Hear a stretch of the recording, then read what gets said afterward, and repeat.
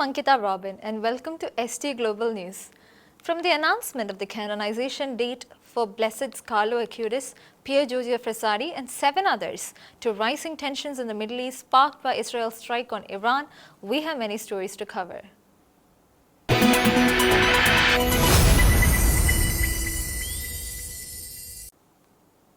Following Friday morning's consistory, the Office for the Liturgical Celebrations of the Supreme Pontiff has announced the dates for the canonizations of Blessed Pier, Giorgio, Frassati and Blessed Carlo Acutis, along with 7 other blesseds. The canonizations, which were postponed after the death of Pope Francis, will take place in September and October. Here's a report on the consistory and the upcoming canonizations. The Office for the Liturgical Celebrations of the Supreme Pontiff has announced that the canonizations of Blesseds Pier, Giorgio, Frassati and Carlo Acutis will take place together on September 7th. The announcement was made following today's consistory. Following his election, Pope Leo XIV convened the first ordinary public consistory of his pontificate to approve the canonizations of 7 blesseds: Maria Troncati, Jose Giorgio Hernandez Cisneros, Vincenza Maria Poloni, Maria del Monte Carmelo Rendeles Martinez, Bortolo Longo, Ignatius Chocrala Malayon, and Peter Torot. The canonizations of the 7 blessed will take place on October the 19th. Born in 1901 to a noble family in Turin, northern Italy, Blessed Pier Giorgio Frassati was active in politics and deeply committed to charitable work. Known for his efforts in social outreach, he quietly dedicated his time and resources to helping the poor. He contracted polio, likely from one of those he was aiding, and died 4 days later in 1925 at the age of 24. Carlo Acutis, on the other hand, is said to become the first millennial saint. He died at the age of 15 following a battle with leukemia. Acutis is widely known for his profound devotion to the Eucharist, which led him to create a website cataloging all known Eucharistic miracles. The canonizations of these 2 young blessed, initially postponed due to the death of Pope Francis, are expected to draw thousands of pilgrims to the Vatican. The 2-day Jubilee of Sport, taking place on June 14th and 15th, will highlight the role of sport as a source of resilience and fraternity. The event will feature a conference titled The Momentum of Hope, Stories Beyond the Podium, followed by personal testimonies from athletes, the presentation of the Sport in Motion International Photography Award, and a screening of the film Chariots of Fire. The event will conclude on Sunday, June 15th with the celebration of Mass by Pope Leo XIV in St. Peter's Basilica. The Jubilee of Sport, a 2-day event where Christian experience is shared by athletes, professionals and amateurs of all ages alongside coaches, organizers, supporters and their families, is scheduled for June 14th to 15th. The event invites us to reflect on the role of sport as a source of resilience and fraternity. During the presentation of the Jubilee of Sport at the Vatican Press Office, Cardinal Tolentino di Mendonca said, quote, "Sport teaches us to rise after a fall, just as faith sustains us in times of difficulty." The event will conclude with a celebration of Mass by Pope Leo XIV in St. Peter's Basilica on Sunday, June 15th. While speaking during the press conference, former Italian Olympic swimmer Novella Caligaris, who is now a journalist, shared that, quote, "For an athlete, losing is crucial. It's a moment when one truly reveals who they are, how they recover, what they learn, and how they define their next goal." She further added, "Every athlete carries a unique story. The result speaks for itself. But what truly matters is the journey, what motivated them, the suffering, the setbacks, and the victories."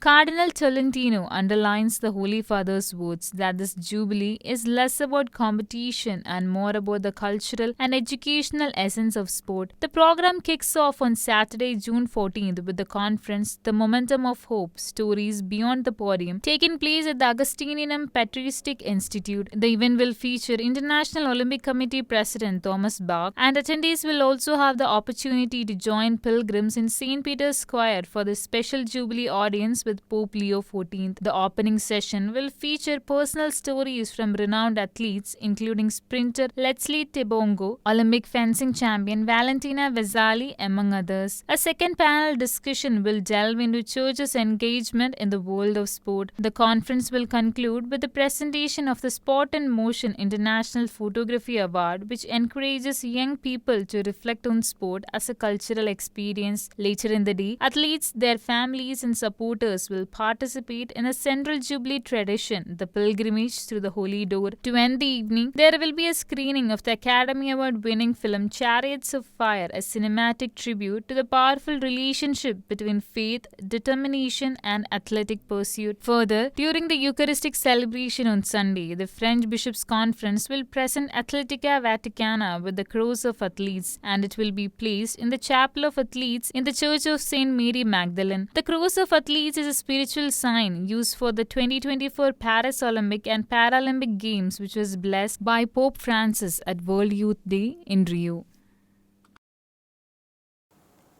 Gunshots were fired at the Cathedral of St. Mary of the Holy Belt located in the Basnan al-Divan neighborhood during the early hours of Sunday, June 8th. The Syriac Orthodox Archdiocese of Homs, Hama and Tartu strongly condemned the attack, which targeted the Holy Cross mounted on the facade of the Cathedral of Our Lady of the Belt.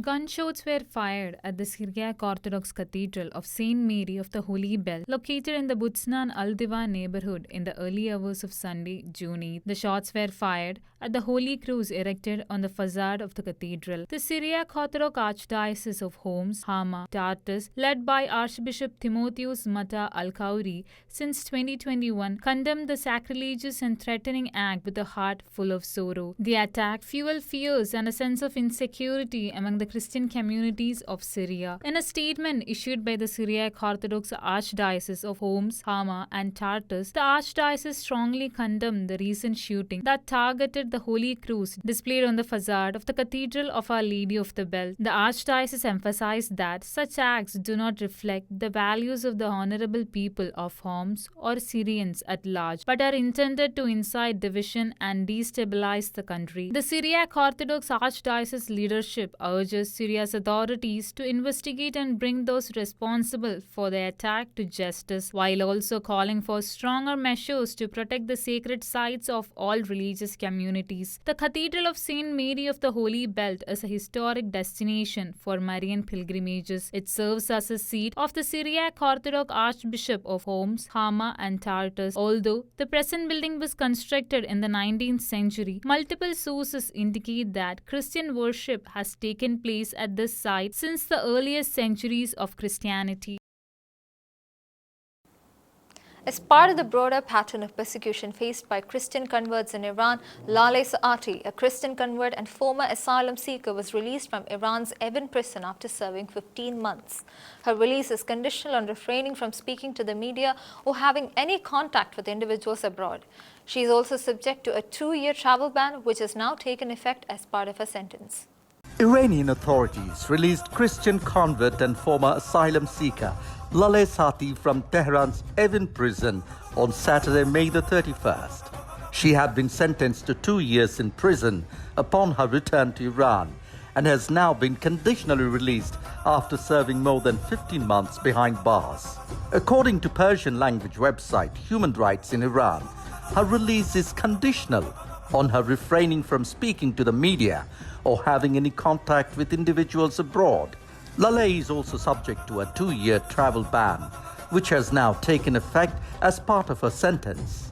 Human Rights in Iran reports that she spent her final weeks in Ward 209 of Evin prison, a section controlled by the Ministry of Intelligence, and is currently in a psychologically unstable condition. Concerns regarding her mental health have persisted throughout her imprisonment, which began in February 2024. Videos and photographs documenting her Christian activities and baptism in Malaysia were used as evidence against her in court. Following her sentencing, Mansour Borji, director of Article 18, an organization that defends and promotes religious freedom in Iran, stated that Laleh's case clearly illustrates how the Christian activities of asylum seekers can be used against them in Iranian court proceedings. Mr. Borji further expressed hope that immigration authorities around the world will take notice and reconsider rejecting asylum claims from genuine Christians who may face persecution upon returning to their home countries. Pope Leo XIV held his first official audience with the clergy of the Diocese of Rome on June 12, addressing priests, deacons and seminarians. In a heartfelt message, he called them to be united and prophetic in their ministry. He also called upon the priests to strive to be credible and exemplary. Pope Leo XIV held his first audience with the clergy of the Diocese of Rome on Thursday, June 12th. During his address, he urged priests, deacons and seminarians to be unified, exemplary and prophetic in their worldview. The Holy Father began by thanking the clergy for their dedication, especially amid the many challenges they face in ministry. I thank you for your life given in the service of the kingdom, for your daily labors, for your great generosity in the exercise of your ministry, for everything you live in silence, and that is at times accompanied by suffering or misunderstanding, he said. He also reflected on the unique character of the Diocese of Rome, noting that many priests from around the world reside in the Eternal City, often for study, which brings diversity to the diocese. This international presence, he said, fosters a spirit of universality and mutual acceptance in pastoral care. Offering threefold advice, Pope Leo XIV urged the clergy to be men of communion, to nurture unity in a culture often marked by isolation and self-absorption. He warned against internal obstacles to fraternity and called on priests to unite their diverse gifts in service of the diocese. Perhaps his most urgent appeal was for credibility and exemplarity. With the heart of a father and of a pastor, let us all undertake to be credible and exemplary priests, he said. He reminded the clergy that despite human limitations, they are sustained by an extraordinary grace. He encouraged them to allow themselves to be drawn by the call of the Master and to feel and live the love of the first hour that drove them to make important choices and courageous sacrifices. Finally, the Holy Father encouraged priests, deacons, and seminarians to approach today's challenges with a prophetic outlook. He urged them to interpret the signs of the times through the lens of the Gospel, seeing their trials as opportunities to bear witness in a world marked by death, inequality, poverty, social exclusion, and widespread suffering. The Diocese of Rome currently includes 8,020 priests and deacons, including 809 permanent diocesan priests. As Bishop of Rome, the Pope himself leads the diocese. Earlier this month, Pope Leo XIV ordained 11 new priests for the diocese in a solemn ceremony in St. Peter's Basilica. In a dramatic escalation of Middle East tensions, Israel launched a wide-scale military strike against Iran early Friday morning. The operation, which targeted nuclear sites and key military figures, reportedly killed IRGC commander Hossein Salami and critically injured other top officials. Israeli Prime Minister Benjamin Netanyahu has vowed to continue the offensive until the Iranian threat is fully neutralized, while Iran warns of severe retaliation. Israel launched wide-scale strikes against Iran early Friday morning. Prime Minister Benjamin Netanyahu addressed the world in a video statement saying the operation targeted nuclear facilities, ballistic missile factories and key military commanders to prevent Iran from developing an atomic weapon. The attack follows a resolution by the UN nuclear watchdog that found Iran in breach of its nuclear non-proliferation obligations.